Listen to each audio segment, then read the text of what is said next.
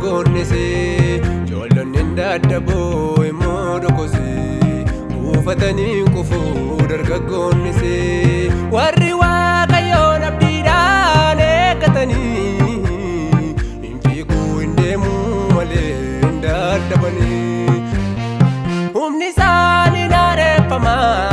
akka joobiraan ta'u hin fiiguu hin dadhabanii balleedhaan ol hin ka'u humni isaanii naareeffama akka joobiraan ta'u hin fiiguu hin dadhabanii balleedhaan ol hin ka'u ijoolleen Waaqayyoo abdiidhaan jiraatu abdiidhaan jiraatu abdiidhaan jiraatu ijoolleen Waaqayyoo abdiidhaan jiraatu abdiidhaan jiraatu abdiidhaan jiraatu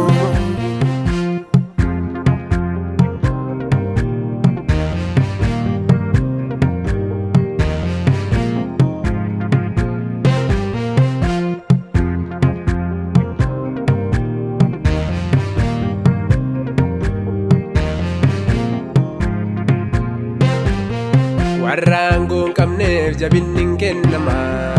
humni isaanii akka joobiraa hin aareeffama humnaan guutamanii gochoodhaan ol ka'u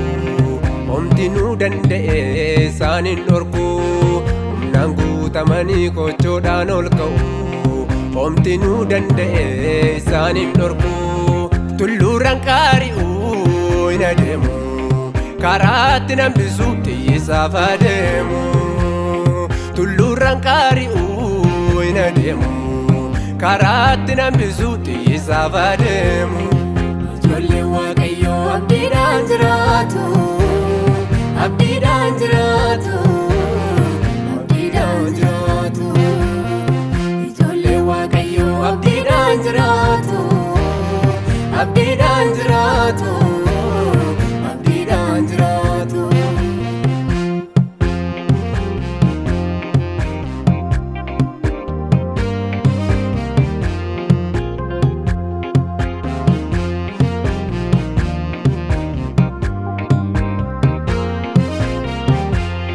bara wanti nyaataan dhabamu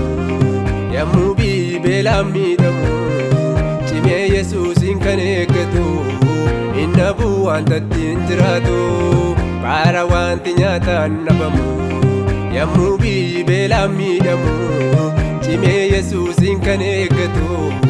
hin dhabu wanta ittiin jiraatu cimee Yesuusin kan eeggatu hin dhabu wanta ittiin jiraatu Haalalaale abdiin kutatu humna isaatii Waaqayyootu haalalaale abdiin kutatu humna isaatii Waaqayyootu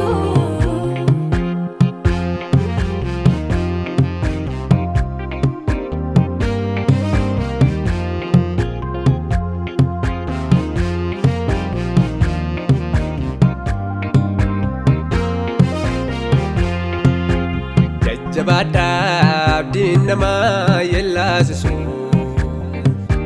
yoo kam ta'es galgalli toolotaan fokkisu gonfoo ulfinaa gooftaa biraa nu eeggata misirroon keenya Yesuus ni mul'ata jabaadhaa abdiin namaa yellaasisu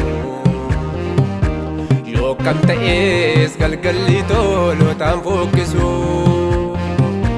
gonfoo ulfinaa gooftaa biraa nu eeggata misirroon keenya Yesuus ni mul'ata hin abdachiifame ni mul'ata abiddaan marfame ni mul'ata kattaa dadayyaasa ni mul'ata dachee rommisiisa mul'ata inni abdachiifame ni mul'ata abiddaan marfame ni mul'ata kattaa dadayyaasa ni mul'ata dachee rommisiisa ni mul'ata.